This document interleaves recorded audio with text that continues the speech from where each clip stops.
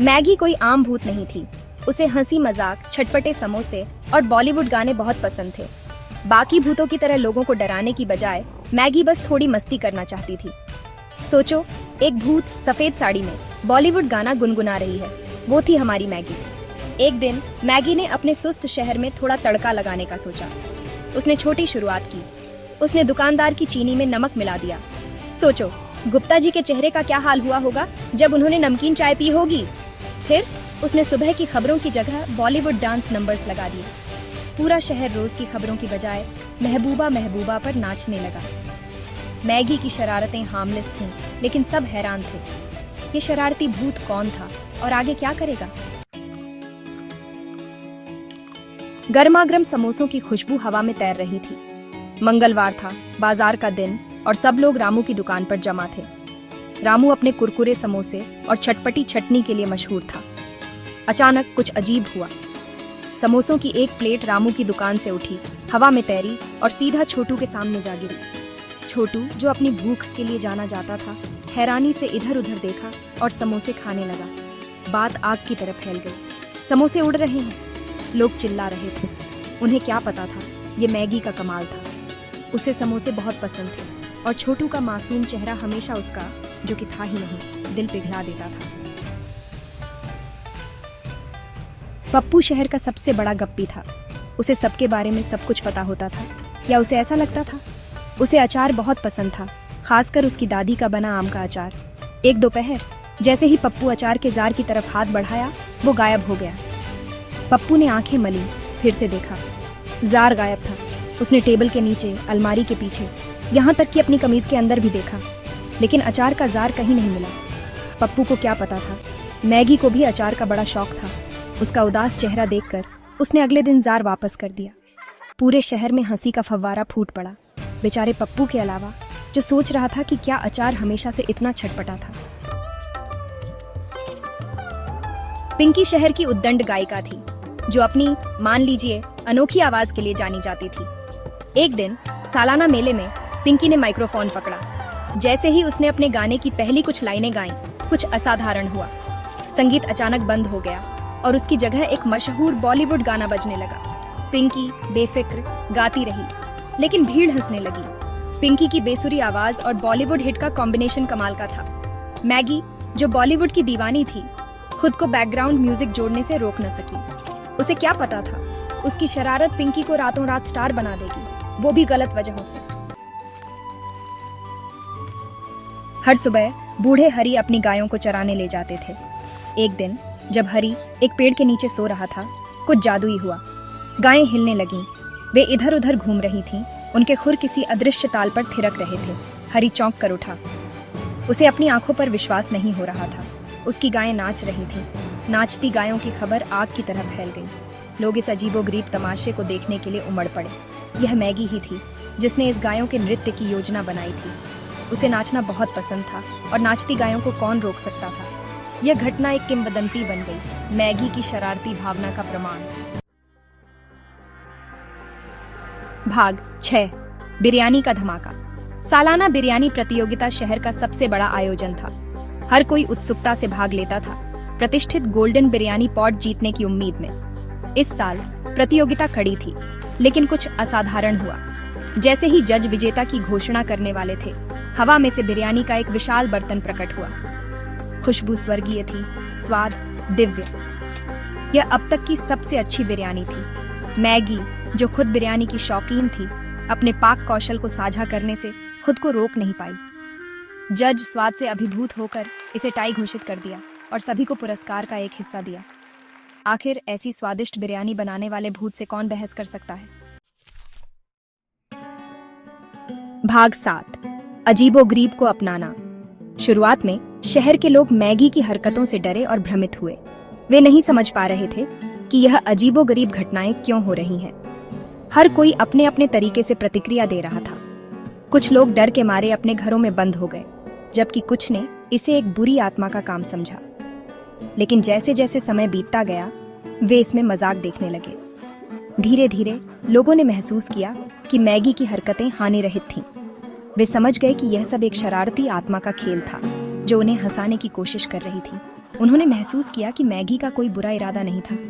वास्तव में उसकी हरकतें उनके जीवन में एक नई ऊर्जा और उत्साह लेकर आईं।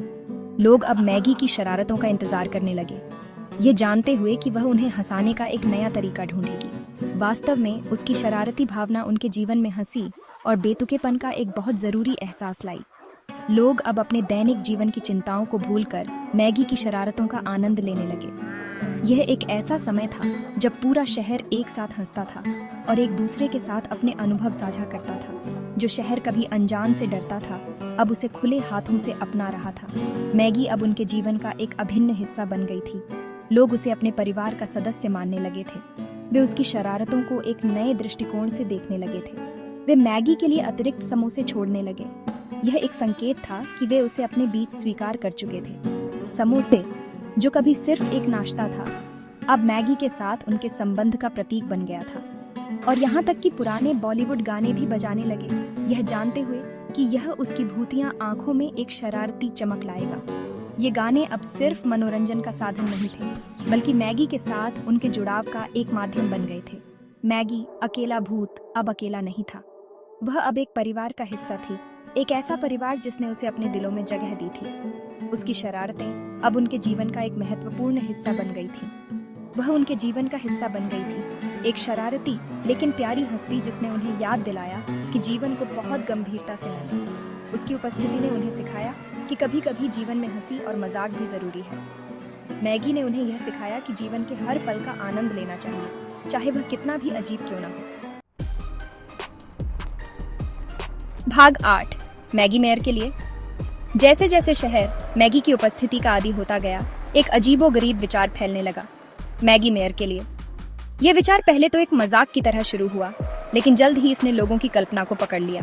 किसी ने साप्ताहिक चाय की बैठक के दौरान मजाक में सुझाव दिया, क्यों ना मैगी को मेयर बना दिया जाए। यह सुनते ही सभी हंस पड़े, लेकिन विचार ने जड़ पकड़ ली। सभी के आश्चर्य के लिए यह विचार पसंद आया। लोग सोचने लगे, क्यों नहीं। आखिरकार मैगी ने पहले ही शहर में अपनी छाप छोड़ दी थी। वह पहले से ही शहर चला रही है, किसी न किसी रूप में। वह लोगों को एकजुट कर रही है, उन्हें हंसा रही है, और सबसे महत्वपूर्ण बात, वह उन्हें खुश कर रही है। बूढ़े हरी ने अपनी नाचती गायों को याद करते हुए कहा, मैगी ने हमें फिर से हंसना सिखाया है। ये एक बड़ी बात थी, खासकर एक ऐसे शहर में जो कभी उदास और नीरस था, और वह निश्चित रूप से हमारे वर्तमान मेयर से ज्यादा मनोरंजक है, पिंकी ने कहा, जिसने मैगी के संगीतमय हस्तक्षेप की बदौलत अप्रत्याशित प्रसिद्धि प्राप्त की थी। पिंकी ने कहा, मैगी ने हमें दिखाया है कि जीवन में मजा और हंसी कितनी महत्वपूर्ण है। यह विचार तेजी से फैलने लगा और लोग मैगी के मेयर बनने के विचार पर गंभीरता से विचार करने लगे। जबकि भूत मेयर का विचार एक विनोदी कल्पना ही रही, यह शहर के अपने शरारती निवासी के लिए नए प्यार को दर्शाता है। यह विचार कि एक भूत मेयर हो सकता है ने लोगों को एकजुट किया। यह दिखाता है कि कैसे एक साधारण मजाक भी समुदाय को करीब ला सकता है। मैगी, जो भूत बस थोड़ी मस्ती करना चाहता था, ने अनजाने में समुदाय को करीब ला दिया था। उसने लोगों को दिखाया कि कैसे छोटी छोटी चीजें भी जीवन में बड़ी खुशियां ला सकती हैं। उन्हें अप्रत्याशित में खुशी की याद दिला दी थी। और इस तरह मैगी ने न केवल एक भूत के रूप में, बल्कि एक नेता के रूप में भी अपनी जगह बना ली थी। भाग 9, एक भूतिया विदाई। साल बीत गए और समय ने अपने पंख फैलाए। शहर समृद्ध हुआ, उसका दिल हंसी और गर्मजोशी से भर गया। हर कोने में खुशियों की गूंज सुनाई देती थी। मैगी की शरारतों की यादें उनके जीवन का एक पोषित हिस्सा बन गईं, जिन्हें प्यार और मनोरंजन के साथ सुनाया जाता था। हर रात परिवार आग के चारों ओर बैठकर उसकी कहानियां सुनाते थे। एक दिन मैगी, शरारती भूत, ने आगे बढ़ने का फैसला किया। उसने सोचा कि अब समय आ गया है कि वह नई जगहों की खोज करे। उसने उनके जीवन में हंसी लाई थी और अब उसके लिए नए रोमांच खोजने का समय आ गया था। उसने अपने छोटे से बैग में अपनी यादें समेट लीं। जैसे ही सूरज उगा, आकाश को नारंगी और गुलाबी रंगों में रंग दिया और मैगी ने अपने नए सफर की शुरुआत की। मैगी ने उस शहर को अलविदा कहा जिसे वह प्यार करने लगी थी। उसने मुस्कुराते हुए विदाई दी और धीरे धीरे सूरज की किरणों में विलीन हो गई। हालांकि मैगी चली गई थी, उसकी आत्मा जीवित रही। उसकी यादें और शरारतें शहर के हर कोने में बसी रहीं। शहर हमेशा के लिए उसके शरारती आकर्षण से प्रभावित होकर जीवन की बेरुखी को अपनाता रहा। और हर दिन को एक नए उत्सव की तरह मनाता रहा। सबसे अप्रत्याशित जगहों पर खुशी पाता रहा। हर छोटी छोटी बात में लोग मैगी की हंसी और शरारतों को महसूस करते थे। और कभी कभी जब समोसों की खुशबू हवा में भर जाती थी तो लोगों को लगता था कि मैगी अभी भी उनके बीच है। तो उन्हें अपने प्यारे भूत मैगी, हानिरहित शरारतों की रानी की याद आती थी। उसकी यादें हमेशा उनके दिलों में बसी रहीं और उसकी शरारतें हमेशा उनके जीवन का हिस्सा बनी रहीं।